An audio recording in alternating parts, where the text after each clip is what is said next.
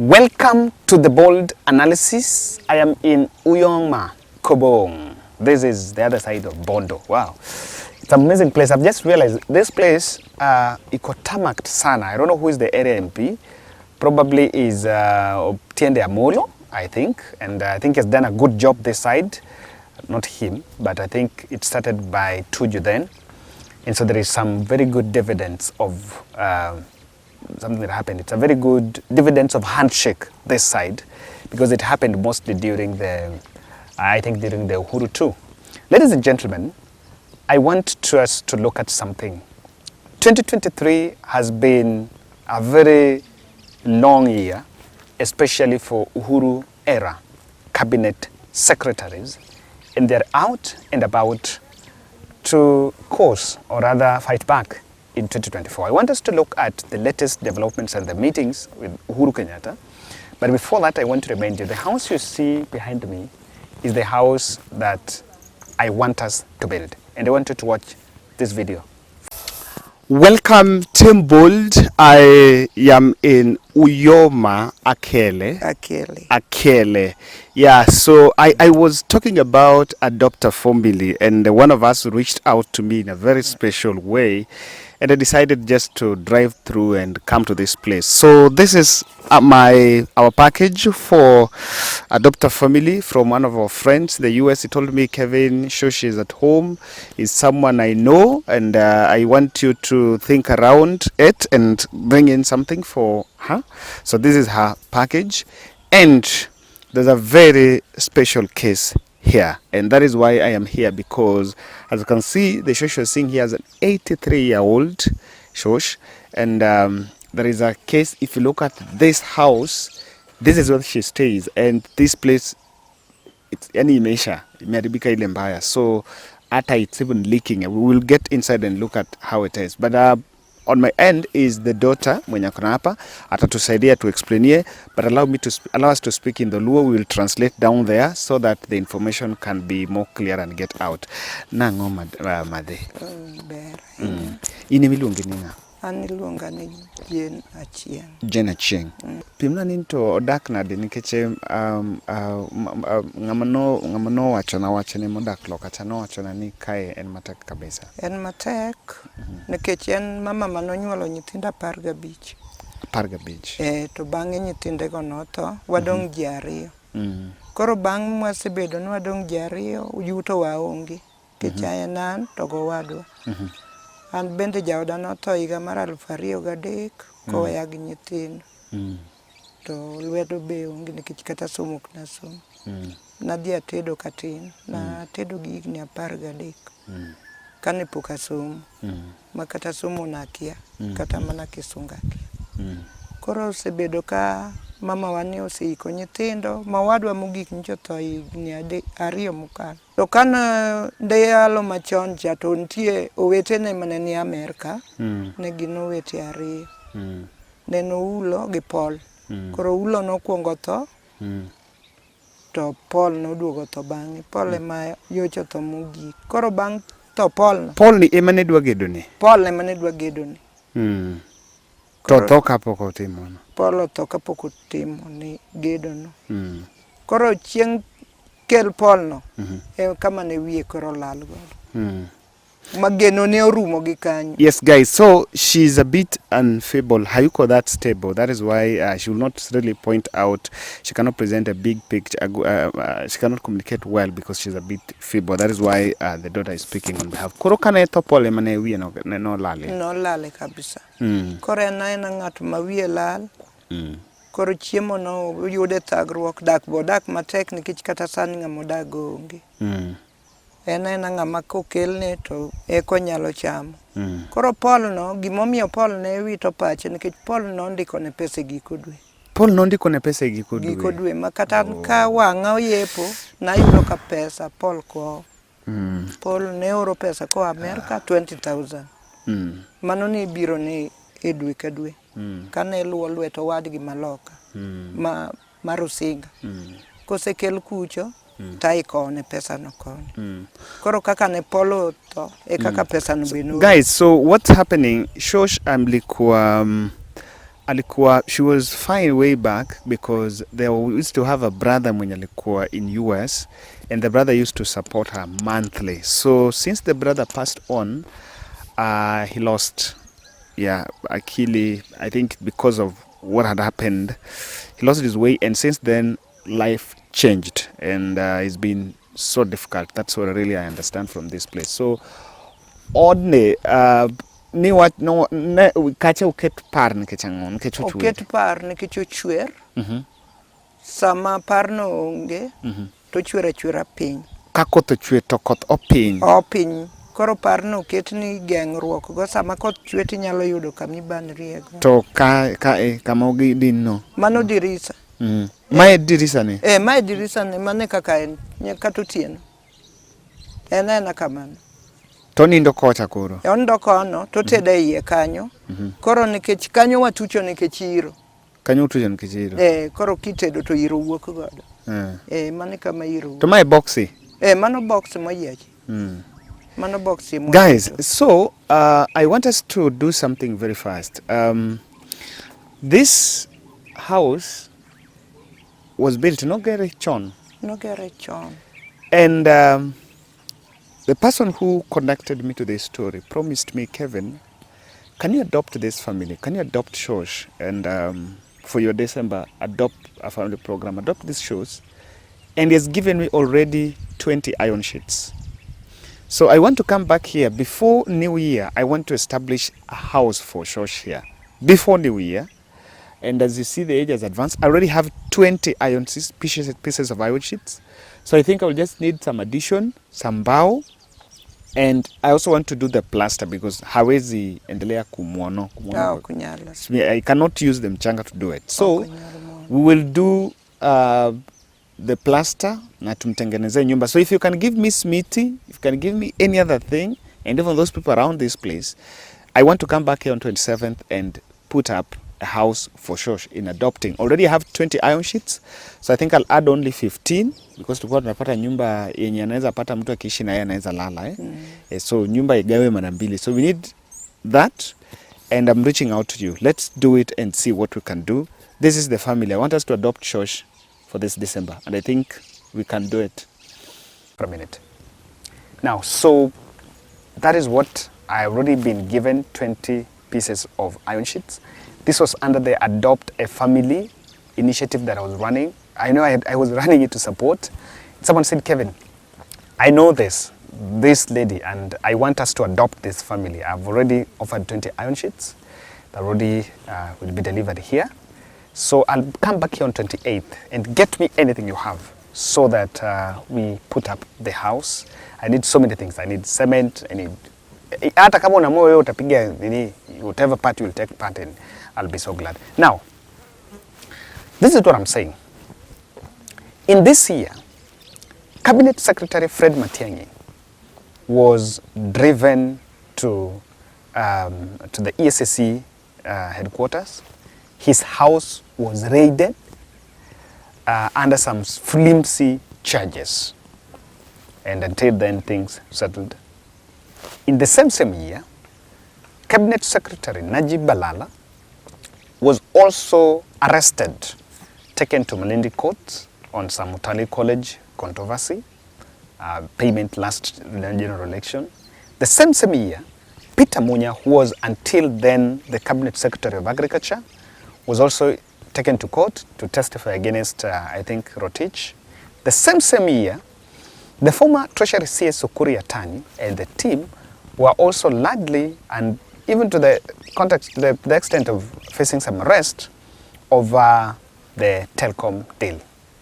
Now, I understand from the multiple reports is that Uhuru Kenyatta, who is back in the political fray, has been and has tried in the past to bring together members of his cabinet who have been actually standing in solidarity with members of his cabinet who have been facing some of these charges. And I think he came out, I remember when Magoha died, that was the time that Matiang'i trouble started. He even ordered some lawyers and compensated some lawyers to ensure that they seek anticipatory bail against the arrest to avoid the arrests of some other cabinet secretaries. Now, after the issue of Malala, Uhuru Kenyatta has been trying in a bit of behind-the-scene efforts to regroup members of his cabinet that he worked with and other political well-wishers for maybe charting a political path agenda as we walk to 2024. And towards the end of 2023, this is almost 15 months since Kenya held their elections. We're getting to 2027. Uhuru Kenyatta is finishing this year with so many on his deck, hands on deck. The NADCO report is still a stalemate and is holding his position that it should be rejected. Far from it, apart from that, he also visited some of his legacy project, the Carmeno Dam in Kiambu, something that rattled political players because they believe that Uhuru Kenyatta was probably against that, was probably just trying to show his legacy. And this is what awaits the Kenya Kwanza team in 2024, that Uhuru Kenyatta is going to be full-blown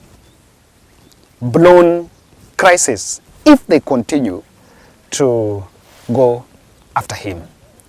The remake of Uhuru Ruto context is what I want to explain in this analysis, as Uhuru regroups members of his cabinet and also other opposition figures, politicians, and has held multiple meetings with Azimio la Umoja ranks to ensure that they put the house in order. I want to put this. If Azimio can hold strong together, they can really shock William Ruto.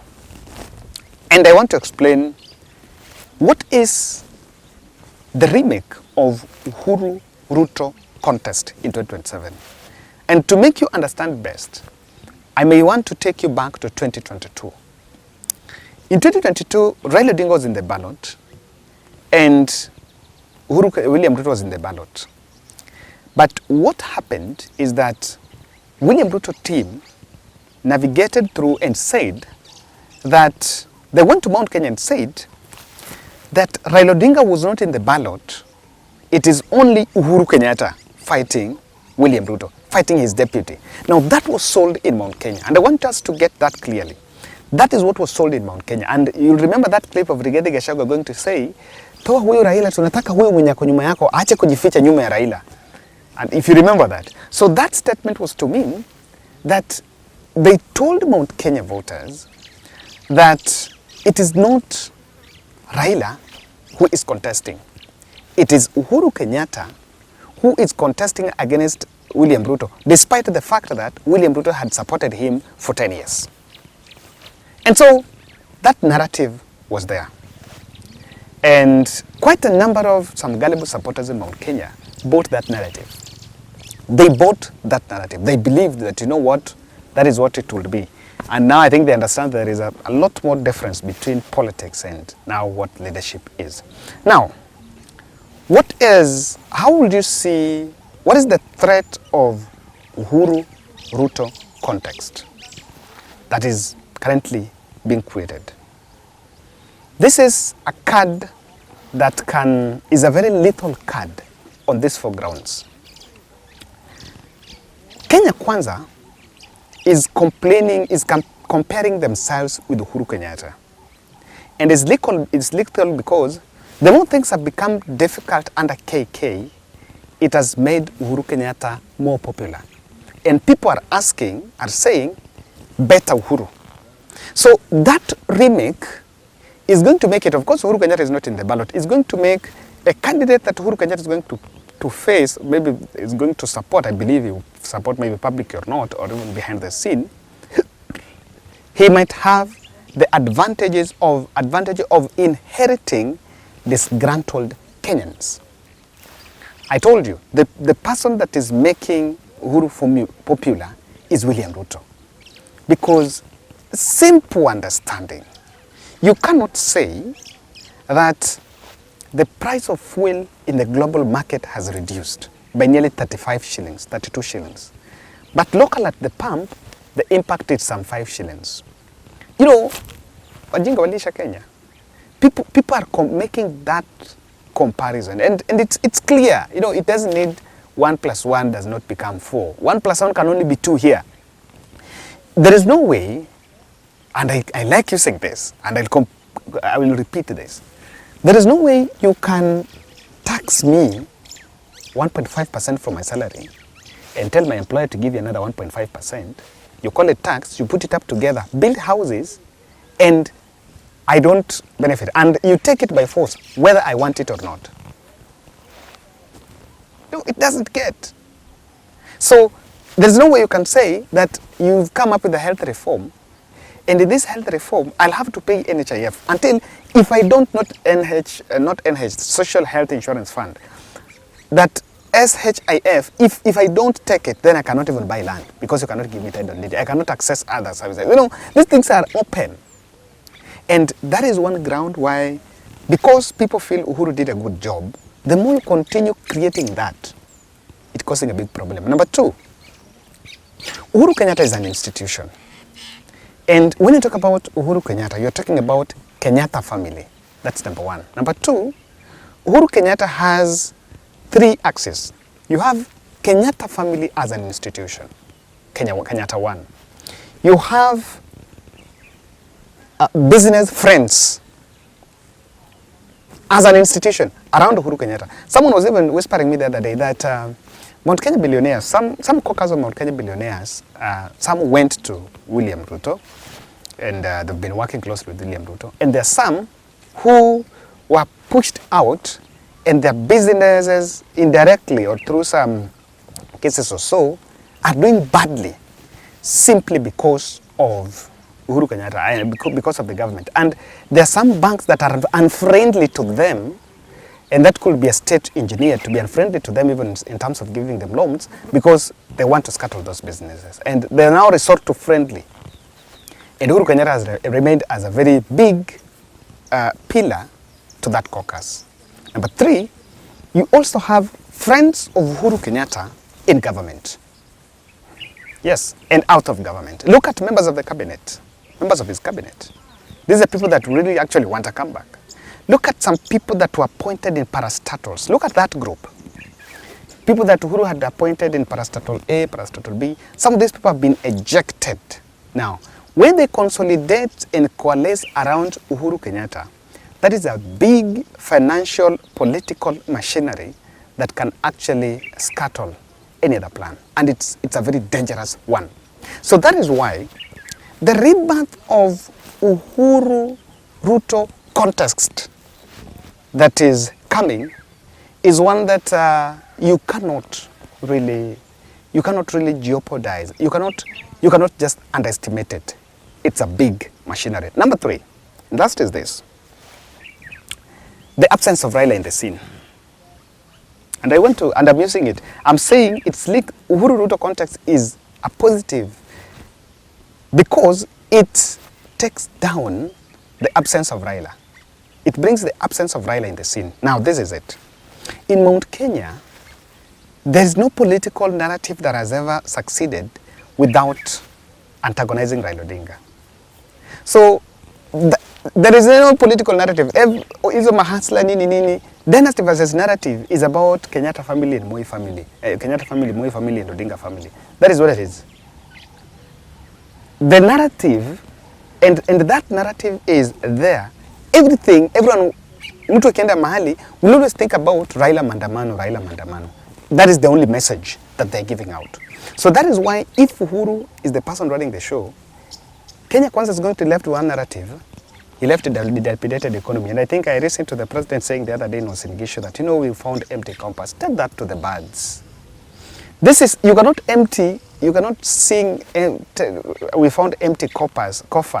In fact, it's not even coffers. I think it is coffers. Coffers for the next 5 years. Now, when government will revert back to that, Kenya Kwanza will revert back to we found empty coffers. Kenyans are just staring and waiting, you guys unatupima. And you are carrying money in bags. So that is why I see is as a big deal, because it talks down the political harshness that has been weaponized against any candidate rising against Ruto. That is something. Lastly, I see the dynasty aspect consolidating. You know, I want you to imagine Moi family, Raila, Uhuru, if they consolidate against you. That is, I've been telling you that, you know, Moi was a president. Uhuru Kenyatta was a president. So sometimes when I see people saying that, you know what, if Ruto loses, then he cannot hand over the sword, I've been laughing at them saying, you guys, what are you saying? What are you saying? What are you saying? You will give it. Yes. This country, we've grown. We are not into the years that people really think. So ladies and gentlemen, that according to me is the big take about this. I'm coming back with the British secrets about Musalia Mudavadi. It's a very interesting one. Can you make sure you don't miss out on that?